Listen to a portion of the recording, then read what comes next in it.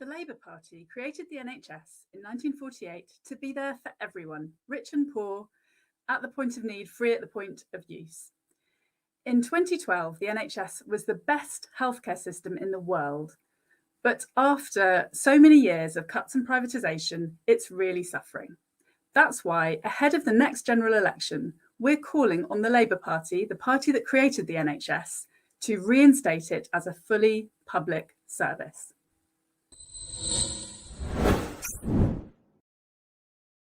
Welcome everyone. My name's Cat and this is We Own It Live. We Own It campaigns for public ownership. We believe in public services for people, not profit, and we want to do something about it. If you do too, please smash that like button and subscribe to us. Thank you so much for being here. Please do put your comments and questions in the chat and we'll do our best to get to them when we get to the Q&A. So today I'm talking to Johnbosco, who is our lead campaigner campaigning on the NHS. Hi, Johnbosco. So our NHS has been privatised in so many different ways. And today we're going to talk through for people the different ways in which it has been privatised and then what we can do about it and why in particular we're calling on Keir Starmer to reinstate the NHS. Obviously, it's fairly obvious. We think that he might be the next Prime Minister. And if he is, we think that's possibly the best chance that we're going to ever get our NHS back the way that it was intended. So we're going to just talk through a bit to start with some of the ways in which the NHS has been privatised. I'm going to kick us off with a history, Johnbosco, but jump in as you like and give your thoughts. So obviously the NHS created in 1948. But the sort of the privatisation, the marketisation of it started well before this government. We had in the 1990s the creation of the internal market, where internally different bits of the NHS were split, what they called the purchaser-provider split. So, you know, one bit of the NHS was the purchaser, the other was the provider, which hadn't been the case before. And we also had private finance initiatives, which we're still suffering from. Absolutely astonishing how much money we're spending, hospital trusts today are spending because of those deals that were done. Private finance initiatives were essentially a way of bringing in the private sector to help fund infrastructure in the NHS, to build new hospitals. And it didn't work because we're paying far more because of involving the private sector. So hospital trusts are also, foundation trusts are suffering because of all of the money that they owe, that they have to keep on paying out because of these private sector deals. But I think probably what we'll do today is sort of focus on 2012 onwards. With that being said, because 2012 was really a key moment when the Health and Social Care Act opened up a market, a sort of external market in our NHS. And opened the door to competition and private providers jumping into to run services. So locally, that means that NHS trusts outsource contracts to private companies. Of course, nationally, NHS England also outsources work to private companies. For example, the 33 billion that was wasted on private test and trace contract during the pandemic. Which is money that could have been spent on local public health teams. The 2012 Act also allowed foundation trusts to obtain 49% of their income from private patients. So that was a really key development. And it also led to more joint ventures with private companies. And all of that, all of those moves have been reducing the funding available for the NHS and undermining it and just sort of increasing the private sector's role in the NHS. And we know that privatisation kills. Let's turn to the second slide, which was our demonstration earlier this year. So research from Oxford University came out looking at what's happened because of that outsourcing, because of the 2012 Act. And there have been 557 excess deaths because of that decision to open up the NHS to outsourcing. And of course, more generally speaking, we know that privatisation kills as well. So when you compare us to America, the mortality rates, the deaths are much, much higher. And of course, people are getting into financial trouble with bankruptcies. So we then see in 2022 the Health and Care Act, and obviously you were campaigning on that, Johnbosco. So do you want to maybe tell us a bit about that? Yeah, so thank you so much, everyone who's joining us this afternoon for this discussion. I did want to say a little bit about, you started off with the history of how privatization kind of came into the NHS. I think something that you will always find politicians who are, I suppose, in favor of privatization, mainly conservative politicians, but also some Labour politicians increasingly, will say, well, the private sector has always had a part in the NHS, and they'll always point at GPs, for example, right? GPs as having been independent contractors. And it's really, really important that people are aware that even that element that they like to think about as private, which are private GPs, it's essentially the case that these were not commercial entities in kind of in the sense that a company like Centene or Operos is today, right? These were essentially mom and pop, for want of a better description, GPs who had a contract only with the NHS. They were not allowed to advertise their services to other kinds, to other clients. Their pay was determined by the NHS. Pretty much every aspect of the work they did was informed and kind of enforced by the NHS. That's not a private company. And as a matter of fact, the law itself determined, and this is something that is related to the question you asked about the 2012 Act, or what you mentioned about the 2012 Act earlier.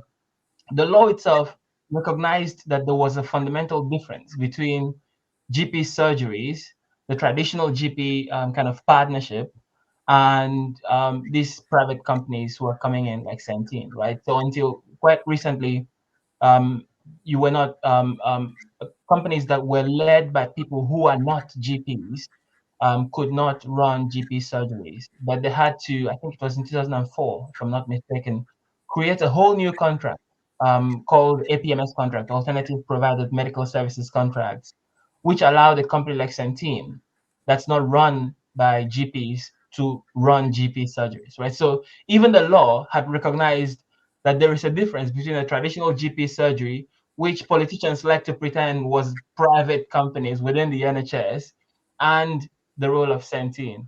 To kind of come in a little bit back to the discussion about the Health and Care Act that passed last year in April and came into force in July. A lot of people that are watching this call right now will be kind of aware of a lot of the work that we did around then. We kind of decided to take a two-pronged approach to it. We first of all recognized, obviously, that integrated care systems were, in effect, the NHS being internally transformed to make it more amenable to the market structures that some of these NHS leaders wanted to see within it, right? But also, there were elements of it that we thought were even more insidious. So we, for example, we're campaigning against private companies sitting on the boards of integrated care systems. We were campaigning around the question of making the NHS a default provider of care, especially on the question of scrapping Section 75, right? Section 75 is the element of the 2012 Act that introduced compulsory commissioning and competition for the provision of services between NHS trusts and private companies, right? So we put a lot of pressure on politicians around those issues then, and we actually managed to get the government to pass a relatively weak but not altogether toothless amendment to the bill that banned private companies from sitting on those boards, right? But altogether, generally speaking, that bill, I think, moved us a little bit further in the direction of NHS privatization, and I think we absolutely need to be demanding right now that Keir Starmer step up. After 13 years of conservative governments, 5 conservative prime ministers pushing the privatization agenda, it's really time for Keir Starmer to step up and protect the legacy of his party, really, because that's what the NHS is. Yes, totally. And I think, the campaigning that you were doing and that some of the people on this call were involved in and leading on, and Keep NHS Public were doing, we were doing a lot of pragmatic campaigning, in the context of this government, trying to limit the damage of the Health and Care Act as much as possible, trying to stop some of the worst excesses, like having private companies sitting on boards. But now politically, we're in a different situation where, we are going into the next general election fairly soon, and we need to think about proactively calling for what we actually want, rather than just trying to stop the worst aspects of what's going on. But I think it's important just to explain as well the picture of, so you had some aspects of marketisation pre-2012. You had the 2012 Act, and all of the opening up of markets that did. And then in 2022, I want to just read you what Professor Allyson Pollock says about this, because she is one of the co-authors of the NHS Reinstatement Bill, which is a bit of legislation that describes how we could get our NHS back. And she sees the 2022 Health and Care Act as really a kind of crucial, almost final step in what's happened with the privatisation of the NHS. So she says, the Act creatively develops further the market paradigm and reduces local accountability under the warm rubric of integration and innovation. And we heard a lot about that, didn't we, during the Act's passing. She says, it completes the detachment of funding, planning and provision from local residents and local areas, thereby breaking decisively with the Beveridge/Bevan model. So, the original model of the NHS, the NHS is there for all of us. It's a national service. Wherever you are in the country, you can access it. What this Act did was it created 42 separate integrated care boards, essentially carving up the NHS and then bringing in provider collaboratives, which involve private companies. And she sees that, Allyson Pollock sees that as very much a US concept. And a US model involving these private companies and provider collaboratives. Can I quickly jump in there about provider collaboratives? So it's quite interesting that the NHS has never been really clear what they mean by provider collaboratives. I did quite a bit of research around it when I first found out about them to find out what exactly are these things. And I don't think that I think that they know what it is, in the sense that, as Allyson Pollock's article says, Simon Stevens, the former director general, I think they're called, I've forgotten exactly what it's called now, the leader of NHS England, who is now in the House of Lords, essentially, without passing legislation, already started changing the NHS internally in terms of the way the NHS works. So my suspicion is that they actually understand what provider collaboratives are internally, because they've changed it enough that it's common sense to them. But externally, what it looks like it is are essentially this new body, these integrated care boards sit at the top of the NHS at the 42 sub-regions across England. And within each integrated care system that's led by a board, there's going to be a provider collaborative. And every NHS trust and foundation trust in that area needs to be a part of that provider collaborative. Private companies and other kinds of smaller trusts are also allowed to be a part of it if they want to, and if they think it, quote unquote, serves the local community. Nobody knows exactly what that actually means in practice. But in effect, what's going to happen is that, whereas in the former system, where CCGs, clinical commissioning groups, were the bodies that used to make decisions about commissioning NHS care for that area, that responsibility now falls to the Integrated Care Board. But then the board is allowed to delegate that responsibility to the provider collaboratives. And the provider collaboratives don't actually need to carry out any kind of commissioning or process to decide who's going to run that service. They're members of the collaborative, and they could just decide, you are going to run it, you are going to run this, you're going to do that, without any commissioning process, without any transparency.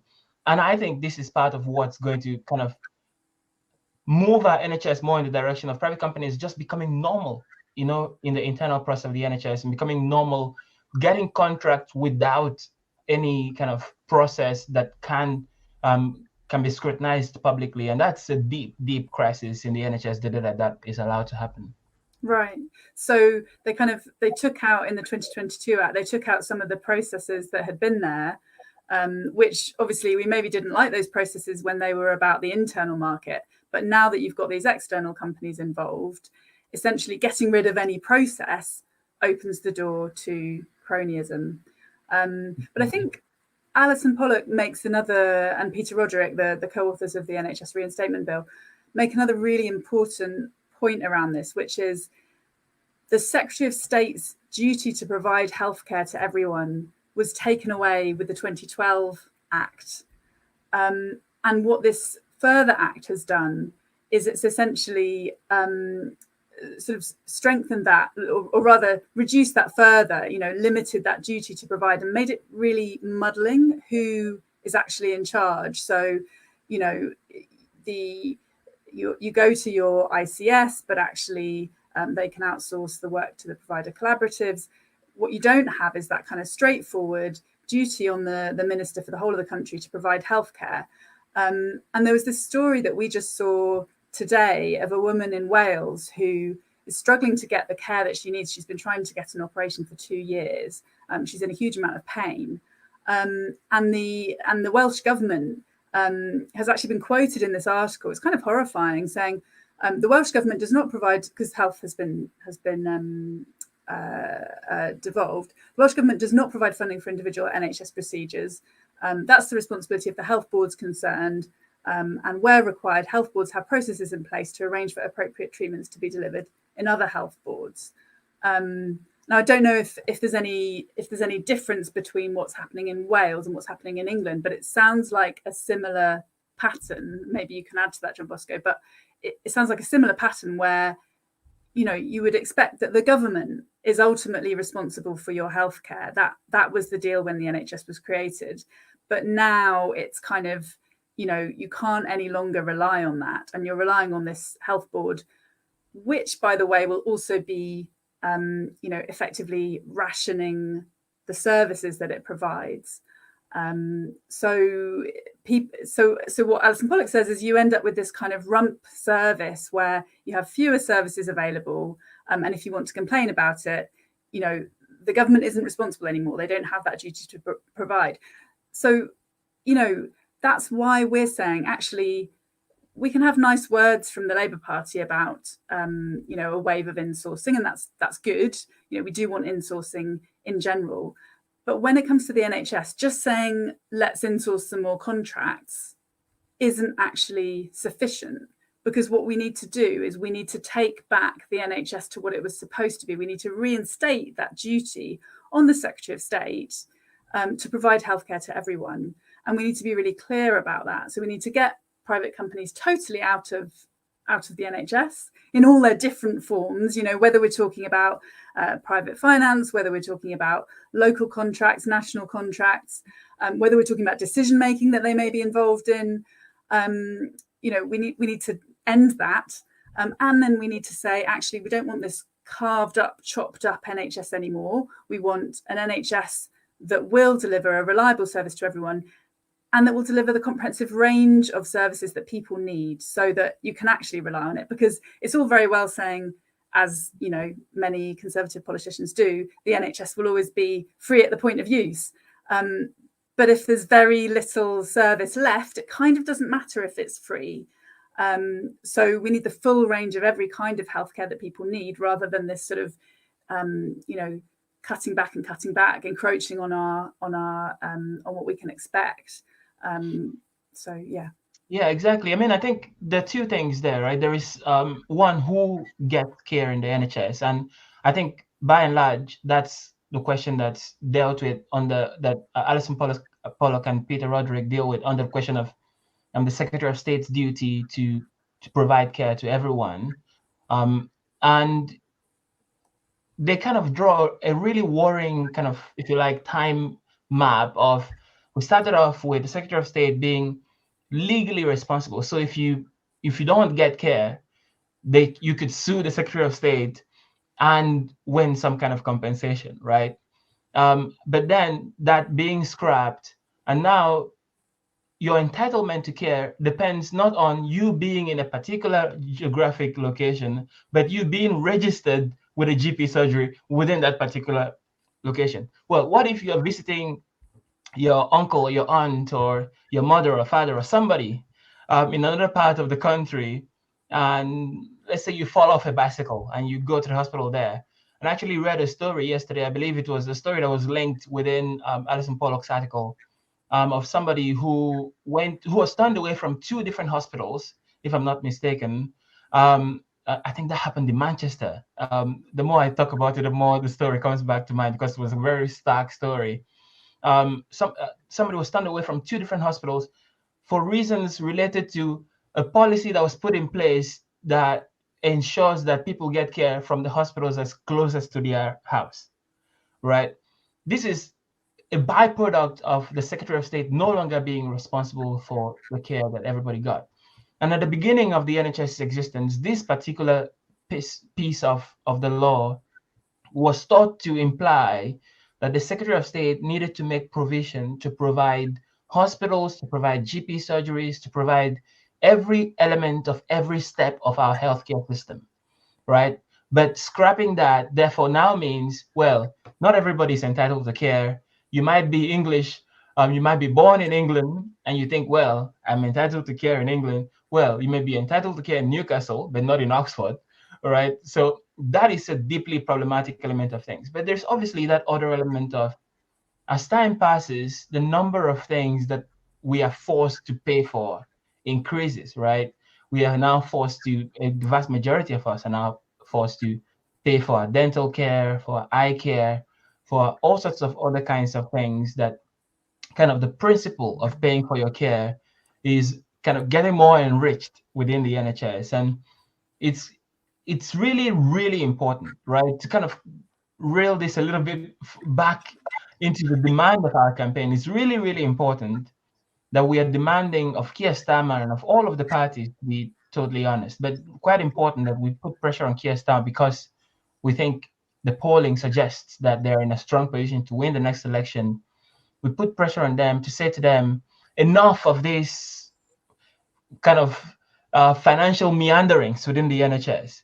We want a healthcare system that's designed to work for people and not for profit. It's time to reinstate it to what Nia Bevan had in mind and what he created at the beginning. The BMA could have discussions with a West Streeting or a future Keir Starmer government about the GP structure, and I'm sure that they are perfectly capable of coming up with plans that work for patients and doctors at the primary care level. What we care about is that our NHS should work for people again, and we're moving further and further away from that, from where it was when our NHS worked for people and not profit. Yeah, absolutely. So do sign that petition. We just had the link in the chat. Sign the petition to Keir Starmer. Labour Party conference starts on Sunday.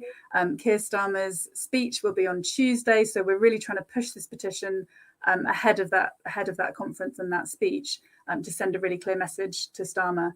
And we will be to that. But yeah, I was just about to say what you wanted to say, and we will be at Labour conference as well.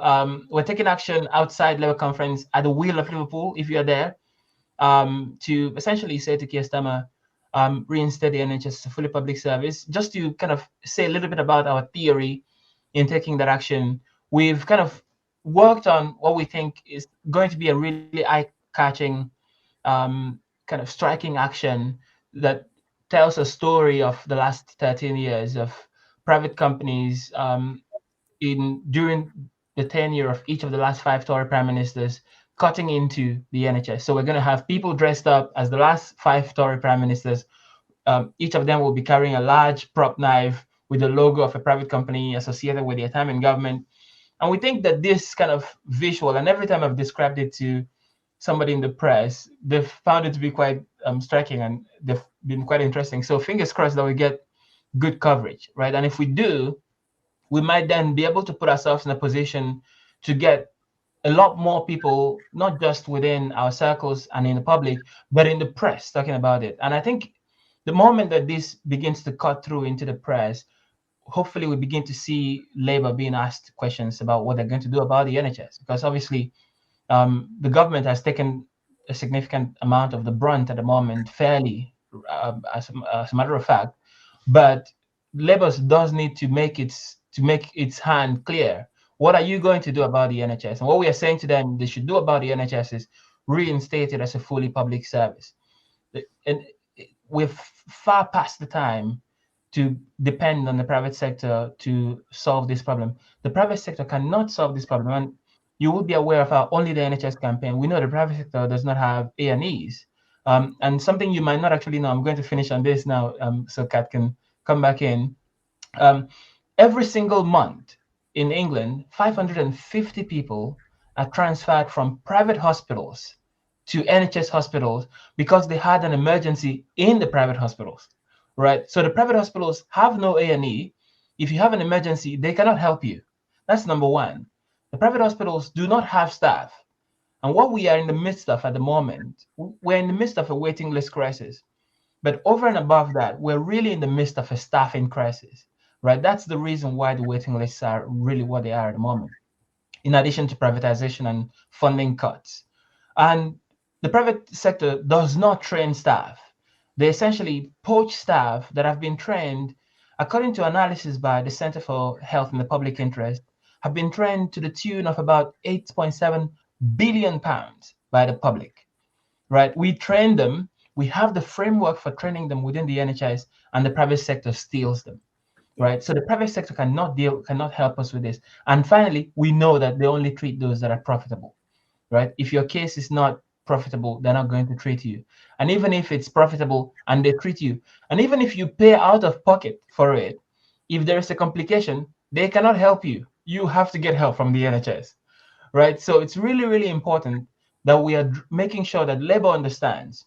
We know that the private sector cannot solve this problem. So you cannot continue the problem of, well, we're going to use capacity in the private sector. There is no capacity there. They cannot help us. It's really important that they do what's right from the start, not first give themselves an opportunity to fail with a strategy that's going to fail. Yes, and that's why we're pushing them on this really important issue. Yeah. And I think Labour has made some noises around saying we need the NHS to be good enough that people don't need to turn to the private sector. But they've often kind of really muddied the waters by talking about the role of the private sector and implying that that's needed in some way. So we've got some great questions coming in. So Liz says, can you spell out how privatisation directly impacts on funding? You started spelling it out with PFI contracts. So Liz, I think there's a few different ways. So so obviously PFI debts that foundation trusts have to continue paying out, sometimes up to around 13% of their income on servicing these PFI debts.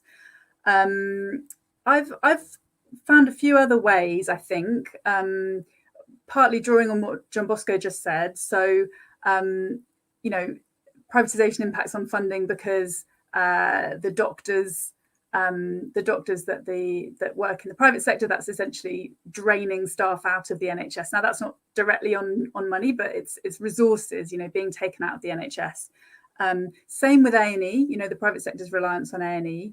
And same with the fact that the private sector, as Johnbosco said, kind of cherry picks the easy cases. And as soon as things get complicated, it goes, the patients have to go back to the NHS for that to be dealt with. The study on outsourcing by Oxford University also said that one of the reasons why outsourcing has led to excess deaths is because of one possible reason is cutting corners. So, again, you're kind of seeing that. I mean, that's not directly about funding, but it's a kind of wasteful approach to our healthcare, and it's providing a worse service, so it's definitely less efficient. And then, of course, there's a kind of obvious kind of huge COVID contracts that went out to people who happen to know MPs or Conservative ministers, and the huge waste of that, again, is draining resources from the NHS, resources that could have been put into public health teams. So that's sort of off the top of my head, but maybe other people have ideas that they can put in the chat as well, or maybe you have more thoughts, Johnbosco. Yes, I did just want to point out, so there are a number of ways that privatization is obviously extremely wasteful. One of them you've pointed out already, that if you have allocated, let's say you've allocated £20 million for the provision of hip replacements for a particular area, and you give the contract for that to Spire Health, the private healthcare company, you know for sure that if a fraction of that, it could be 10%, it could be 15%, doesn't matter, is going to profits, right? Essentially, you have carved off 15% of that £20 million that will not go to providing hip replacement. They might say to you, well, we're going to do it more efficiently. Well, we don't actually, private healthcare is not an area where we don't think the NHS does an efficient job. The NHS actually does an incredibly efficient job, and it has a track record of doing an efficient job. Analysis show that the private sector and the NHS on certain procedures have about the same kind of quality of service. Now, the difference is, and this is the second element of the wastage, is that I gestured to this earlier. If you had a complication in the private sector does not kind of carry on that follow-up care, right? The thing that happens after you've had a kidney operation, and then your body begins to not want that kidney, or something happens. They don't deal with the follow-up. The NHS does the follow-up, right? The private sector just does that one thing and moves on. And that's part of the analysis that the Oxford study actually did. It says essentially that carving out contracts and giving the most profitable bits to the private sector leaves the NHS with less money, but with the most complicated cases to deal with, right? So some of the people who would have died may have actually died within the NHS, but they only died because the NHS was not itself properly funded enough to deal with this situation. Another element, and Kat mentioned this earlier, is PFIs, and it's quite important. It's been a development today, actually. And if you're subscribed to the newsletters for the Center for Health and the Public Interest, you would have received an email from them today where they were essentially talking about, I think, as a result of inflation, the private companies who hold these PFI contracts with NHS trusts have made around £460 million in profits, over and above what they were supposed to make. And this is money coming out of the budgets of NHS trusts and foundation trusts. And one leader of an NHS trust actually said that this is going to be potentially financially ruinous for their trust, right? So these are things that were incredibly short-sighted when they happened, but in some ways we are actually being quite stupid in allowing it to continue to go on. I saw an analysis recently that said it is actually possible that we could scrap a number of these PFI contracts because the terms of those contracts have actually been breached by those private companies, right? Those are things that if Labour was serious about reinstating the NHS, they can do. And I think we can put them under enough pressure to force them to do those things. Yeah, exactly. I mean, it's just outrageous, the situation that we're in. And I think, there's so much talk about, can we afford the NHS? But actually so little of that analysis and asking that question actually recognises the role of outsourcing and privatisation and private finance, over the past 30 years, really, in draining the NHS of the resources that it needs. And that needs to be recognised. If a foundation trust is spending that much of its income on PFI, that alone is a huge drain that doesn't need to be happening. So we've got questions. So Ron says, playing devil's advocate, why should patients be interested if the care they're receiving is being provided by a private firm commissioned by the NHS? So I think, Ron, I know that you agree with us on this, but it's a really good question. So first of all, check out the video that me and Johnbosco did a few weeks ago, looking at how the private sector can actually be really unsafe for patients. Not to scare you, but sometimes they are cutting corners, and you might not get the quality of care that you want from the private sector. Secondly, obviously the way, as we've described, I think you might be concerned as a patient that the private sector is kind of drawing resources out of the NHS, taking profit away, using up doctors' time on an operation. And obviously, you know, people will have to go private if they can afford it, if they're desperate. You know, some people will go private, and we're not blaming anyone for that. But, you know, it's most people who end up having to go private would probably much prefer not to have to pay, to get a high standard of care, and to know that they're being treated within the NHS. And then I think the third thing is that long-term impact, really, because that draining of resources over time is undermining the NHS.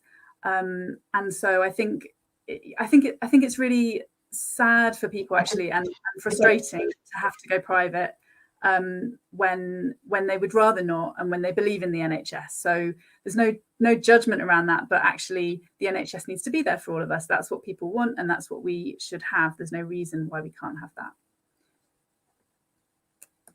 Yeah, I just wanted to add quickly, there's actually research on that question of whether people would like to go private versus the NHS. There are two things involved. Obviously, Ron's question is dealing specifically with people who are sent to the private sector by the NHS and paid for by the NHS. I think it's fairly clear to people that the vast majority of us would not want to pay for our care, right? So that's why we have the NHS, and that's why the NHS works so well. But the IPPR, the Institute for Public Policy Research, did some analysis last year and actually found that I think something approaching 85% of the public, for one reason or the other, do not want to go to the private sector for whatever reason, right? So about 55% of people would much rather just use the NHS. There is a significant percentage that actually thinks that even if they are about to die, they don't want to go to the private sector, they want to use the NHS, right? So there are a whole bunch of different motivations that people have for wanting to use the NHS. And that makes a lot of sense. The NHS, everybody that's watching this right now, and everybody in Britain has a good NHS story, either for themselves or a member of their family. And they care about the NHS. Somebody said in the past, I've forgotten exactly who, that the NHS is the closest thing that the English have to a religion. And God forbid me to talk about religion, but it is actually true. People love the NHS, and it's because it saved their lives in the past, saved the lives of people in their families. We should preserve the NHS. Giving money to the private sector for contracts only builds up the power of the private sector, and we're already seeing them demanding for higher payment for providing the same service as NHS trusts and foundation trusts are doing. And the more power we give to them by building them up, the more they're going to demand in the future, right? And ultimately, that's going to cost the NHS and reduce the quality of the service that we're getting from the NHS. So there are two elements there, right? One of them is as a patient, which I agree with Kat totally. I cannot blame anybody for wanting relief from their pain and then going to the private sector as a result of that, if they're able to help them. What I can say, and I think everybody that's watching this and everybody in the public will agree with, is that we cannot do that at the expense of the NHS. We need to fund the NHS properly so anybody who needs care gets it where they actually want to get it, which is in the NHS. Yeah, exactly. And, you know, we know from privatisation in general that when you involve the private sector in providing an essential public service that people have no choice but to use, the prices don't go down, they go up. You know, look at water, look at energy, look at public transport. You know, none of those experiments have gone well. So why would we think that it's going to be any better, especially when we look at the US? And Ruth says, from what I've seen of Starmer, the US vultures have landed. Labour's cabinet have accepted large bribes from US private health companies. It's extremely worrying. Yes, that's why we need to turn things around as soon as we can. We need to really ramp up the pressure on this one, because there's nothing more important, I don't think, that a Labour government could do, you know, first policy in office. So there's no easy answers to how we push them to do this, but we have to campaign for this. And yes, and Maggie says, talking about the way that the privatisation has happened and the Health and Care Act, this is going back to the so-called postcode lottery, which was the reason NICE was set up, to avoid this and have guidance across all England and Wales. Yeah, and it's also the reason the NHS was invented, right? In 1948, to avoid this postcode lottery where, you know, depending whether you're poor or rich, depending where you live in the country, there's some hodgepodge of services. You know, the fact that we're going sort of leaning back in that direction is really, you know, the opposite of progress. And so we can't have that. We need to have our NHS back. Thank you everyone for being here. It's been great to have your comments and questions in the chat, and thank you for spending this time with us. If you're going to be in Liverpool for Labour Party conference, look out for us on Monday morning at the Wheel of Liverpool, where we'll be sending that message to Keir Starmer to reinstate the NHS as a fully public service. If you haven't signed the petition, please sign it, and please do share it with your friends and family. We'll also put in the links in the description on this video an article by Professor Allyson Pollock, which explains how our National Health Service has been dismantled over the years, and we've been drawing on that article really heavily. So that's the original source. Thanks for being here. Please do subscribe, like this video, comment in the chat, not just in the chat that we've got going now, but do leave a comment on this video when it goes live. And we will see you next Thursday, we hope, at 5 p.m. Thanks, everyone. Thank you so much, everyone.